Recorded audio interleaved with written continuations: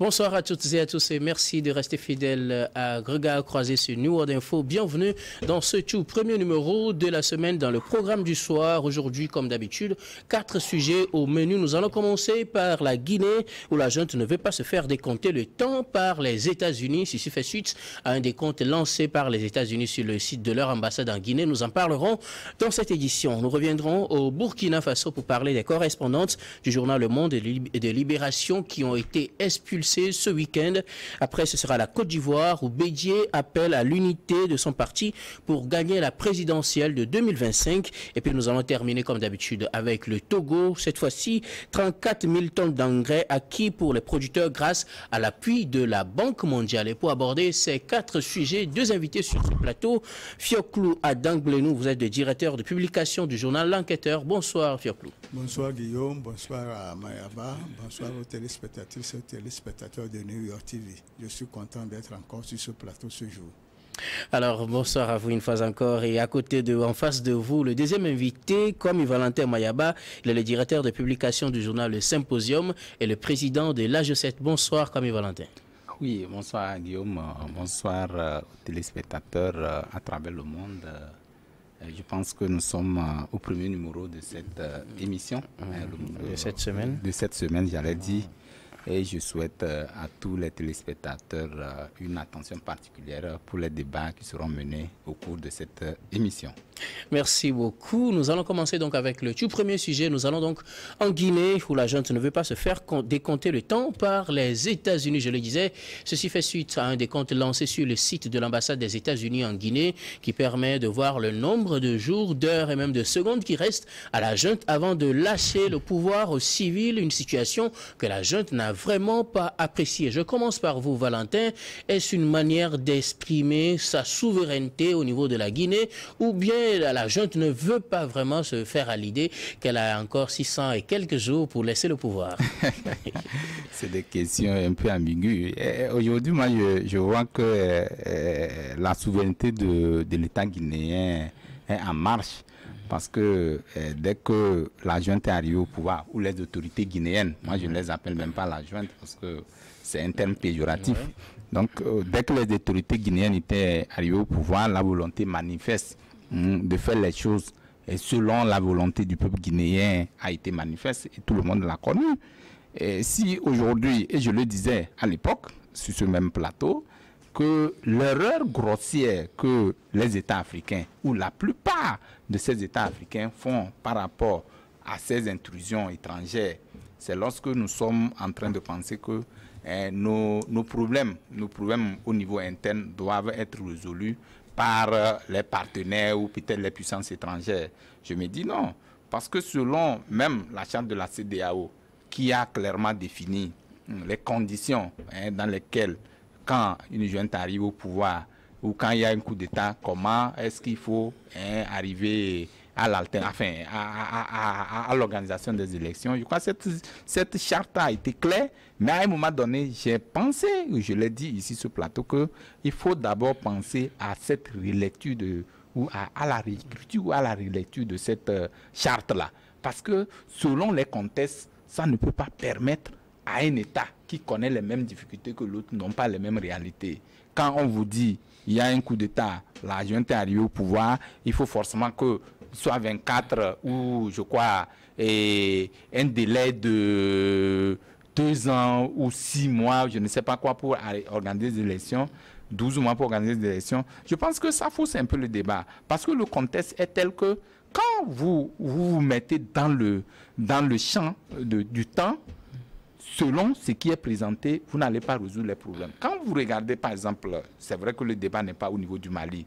Le débat malien, enfin le camp malien, par exemple, vous allez voir que le Mali, c'est un pays qui a connu beaucoup de turpitudes, selon les problèmes qu'ils ont connus, ou par rapport au djihadisme, par rapport à l'insécurité, tout ce que nous avons connu. Quand on vous dit, on vous donne 24 mois pour organiser des élections, qui vous dit que après les 24 mois, vous pouvez être en même de pouvoir organiser des élections qui ne puissent pas souffrir d'irrégularités qui vont déboucher encore sur les mêmes problèmes. Mais il faut quand même un deadline pour ne pas permettre à chacun à ceux qui ont pris le pouvoir de s'éterniser au pouvoir. Non, c'est justement une date indicatrice qui ma foi, ne peut pas être choisi ou perçu comme un impératif.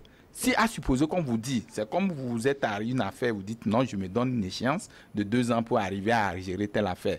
Donc selon le programme que vous avez défini, vous faites les activités selon ou par rapport au calendrier ou par rapport au calendrier. Donc s'il arrive à un moment donné que vous ne trouvez pas qu'il y a des urgences qui viennent s'accumuler, et puis il n'y a pas de prorogation. Bon, maintenant, quand on dit coûte que coûte, qui est 24 mois ou une échéance pour organiser des élections selon le cas qui est présenté, je trouve que les mêmes causes vont produire les mêmes effets. Et donc, c'est que les autorités guinéennes sont en train d'exprimer comme leur indignation par rapport à cette réplique-là. Je me dis que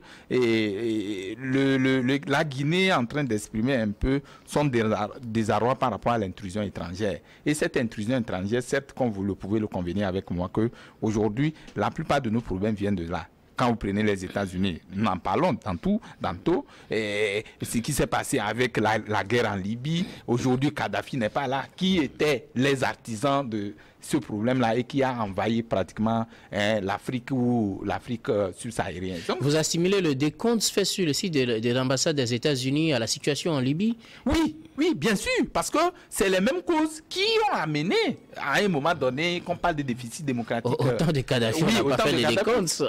Non, c'est vrai qu'ici, il y avait une échéance qui était donnée. On vous dit que non, je prends le pouvoir, je vais faire 24 mois pour organiser des élections. Mais si à la suite, vous trouvez que le calendrier choisi ne répond pas, est-ce que c'est une puissance étrangère qui va vous donner des injonctions? Je suis désolé de le penser comme ça. Parce que ici, ça paraît comme une injonction, alors que les réalités en face montrent clairement que par rapport à ce calendrier, si ça doit tenir coûte que coûte, les mêmes causes produiront les mêmes effets. Parce que ce qui est de façon endogène à régler en amont, avant d'aller aux élections, si ça n'a pas été fait, vous allez voir que bon, les élections, c'est vrai, on ne peut pas appeler les élections pour des élections. Les élections viennent corriger les manquements à certains niveaux. Maintenant, si il faut forcément appeler des élections parce que bon, on a un calendrier qu'il faut forcément respecter, je pense qu'il doit y avoir des problèmes à ce niveau-là. Et moi, je pense que ce défi, c'est une défiance en fait que la Guinée est en train de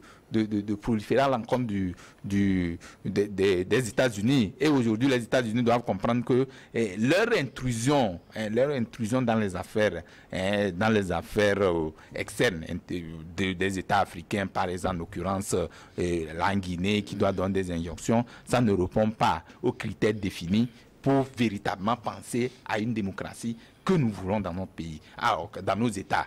Mais avec Doumbouya, avec le gouvernement qui est actuellement mis en place, avec des réformes qui sont constatées ça et là, si il faut suivre comment l'appelle-t-on, s'il faut suivre les recommandations ou les injonctions des États-Unis, on risque de tomber, ou la Guinée risque de tomber dans les travers.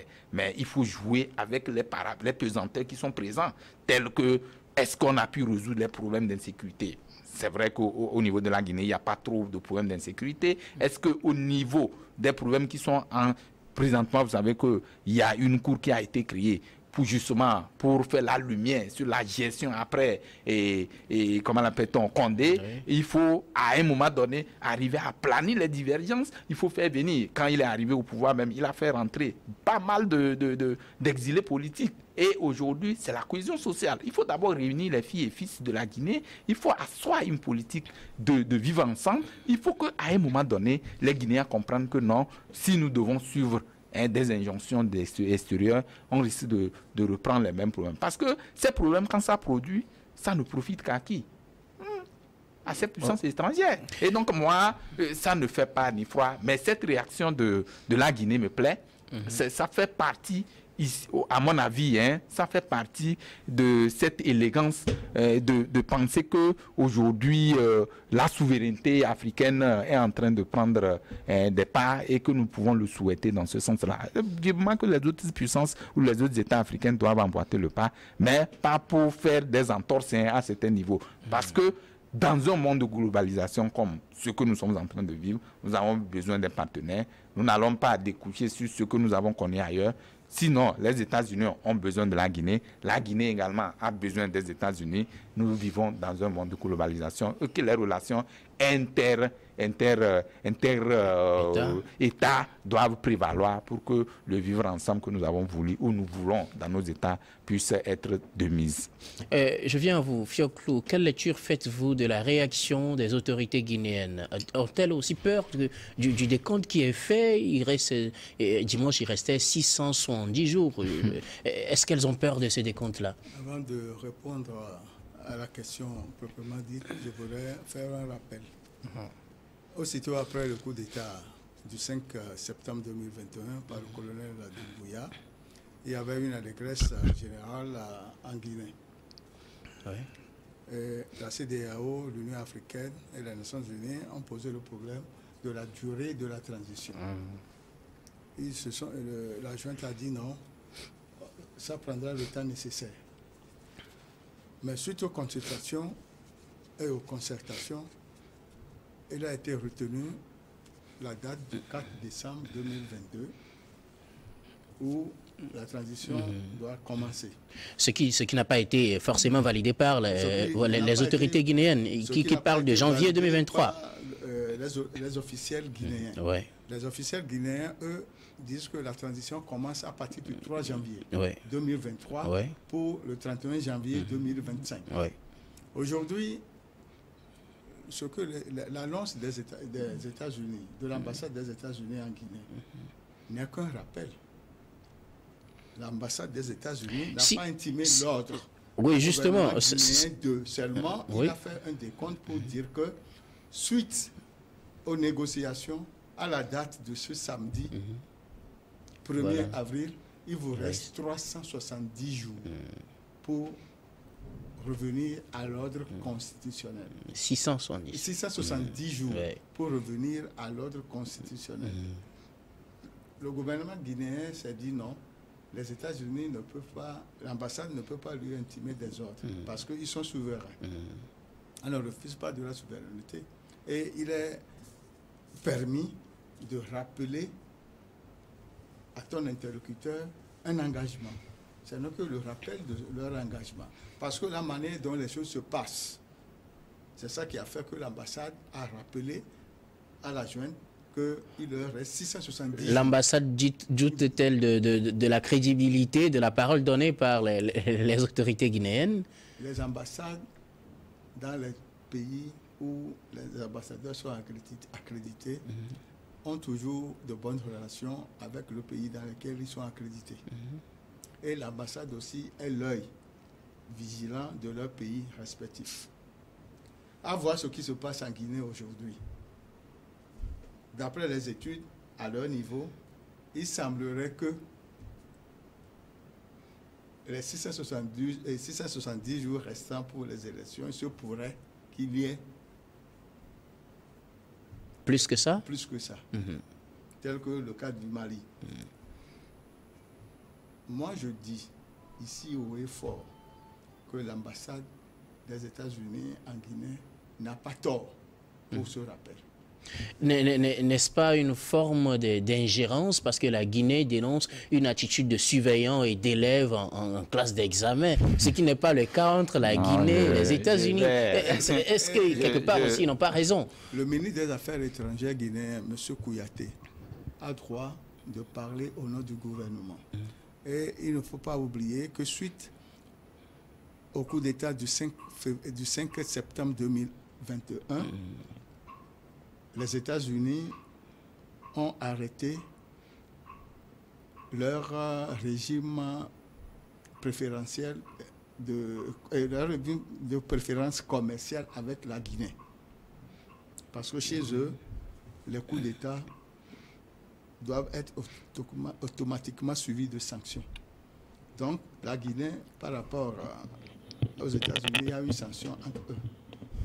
Aujourd'hui, je dis et je persiste que Doumbouya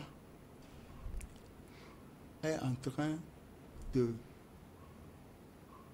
passer un peu à côté de ce qui a été dit dès les premières heures de ce coup d'État. Les anciens politiciens des gens ont eu des parcelles avec des documents. Ils ont récupéré les terrains et les maisons en disant qu'ils veulent faire des transformations et autres. Ces maisons ont été cassées. On a donné 24 heures aux gens de quitter ces maisons, alors que pour ces gens de choses, il faut donner un délai au plus d'une semaine. Et quand les gens ont quitté ces maisons, elles ont été purement cassées par des bulldozers. Et les personnes là n'ont rien dirigé à ce poste. Il a interdit des manifestations. Ce n'est pas ce qui a été dit à la population. Et donc, c'est des raisons pour lesquelles on peut douter de la crédibilité de l'office. En février, il avait rassuré qu'effectivement, à l'issue des 24 mois, pas un jour de plus, pas un jour de moins, il va laisser le pouvoir. Il a dit que lui-même, en tant que président de la jeune, il ne sera ni candidat. Oui, les membres de la transition, oui. De la transition, c'est vrai. Mais, à ma connaissance, je doute fort que ce délai ne soit respecté. Ok, d'accord, je reviens à vous. Je suis un peu en désaccord avec ce que le doyen dit. Parce que, vous savez, je ne sais pas au nom de quoi, au nom de quoi l'ambassade des États-Unis donne des injonctions à la Guinée. Elle n'a pas donné des injonctions. Non, c'est le rappel. Oui, bon, ce rappel, c'est au nom de quoi l'ambassade des États-Unis fait le rappel à la Guinée. Et vous êtes sûr non, j'ai la parole. Je ne refuse pas. Vous êtes sûr que l'ambassadeur de la Guinée aux États-Unis peut faire ce même rappel au président et comment vous l'appelez, Joe Biden? Non, il faut comparer. Les rapports de force ne sont pas les mêmes. Donc, mais en fait, les choses ont toujours commencé comme ça. Quand ça a été commencé, même si avec le cas de comment l'appelle-t-on, de la Libye, c'était le même scénario. Ça a commencé comme ça. À un moment donné, on dit, bon, si vous ne respectez pas, nous sommes prêts à intervenir militairement. Et à un moment donné, ça a amené de la gabégie. Non, je suis d'accord. Mais c'est pourquoi je dis c'est les prémices. C'est les prémices. Du moment où un État souverain prend un engagement et que c'est un autre État qui vient lui dit, non, je vous rappelle par rapport à vos engagements, je ne sais pas en vertu de quoi cet État peut venir rappeler à un engagement à un autre État. Je ne sais pas. Bon, en tout cas, il faut que nous comprenions qu'à un moment donné, notre souveraineté doit quand même être de mise. Elle n'est pas à négocier avec quelconque État. Oui, un dernier mot, Dioclou. En dehors de l'annonce de l'ambassade des États-Unis, le ministre des Affaires étrangères a pris attache avec l'ambassade. Et l'ambassade a bien répondu que c'est un simple rappel. Oui, mais effectivement que ce n'est pas une injonction. Je suis d'accord, mais maintenant ce rappel, c'est pourquoi je dis, ce rappel a quelle substance? C'est en fait, c'est pourquoi c'est l'ambassade des États-Unis qui doit rappeler à l'ordre, à la junte guinéenne. Vous ne pouvez pas répondre à cette question. C'est pourquoi je dis, il y a des prémices. À un moment donné, quand on suppose qu'une puissance comme les États-Unis peut vous dire, faites tout, rentrez dans l'ordre, et que si vous ne rentrez pas, quand ils disent c'est un seul rappel, ça a un sens. Dites-moi aujourd'hui que si, au cas où les militaires, enfin les autorités ou la junte guinéenne n'arrivaient pas à respecter le calendrier, quelle sera la réaction de l'ambassade ou enfin des Américains ou des États-Unis? Puisque quand vous parlez d'un simple rappel, je tiens à vous rappeler que ce rappel en lui a des germes justement, a des prémices justement pour que si vous ne respectez pas, au cas où vous ne respectez pas, il y a tel qu'on peut décider à votre accord. Nous savons ce que c'est que les puissances. Et donc, moi je dis la souveraineté, la réaction même des autorités guinéennes aujourd'hui me fait vraiment épouser entièrement mon accord par rapport à la souveraineté de nos États africains. Okay. Maintenant, nous n'allons pas rester toujours dans cette ambiance où tous nos problèmes doivent être résolus, où tous nos problèmes doivent venir d'ailleurs, où nos solutions doivent être trouvées ailleurs. Merci. Je crois que personne ne l'a quand même considéré. Personne ne peut être. Nous allons marquer la première pause. Nous allons marquer la première pause, puis on revient pour la suite de ces débats.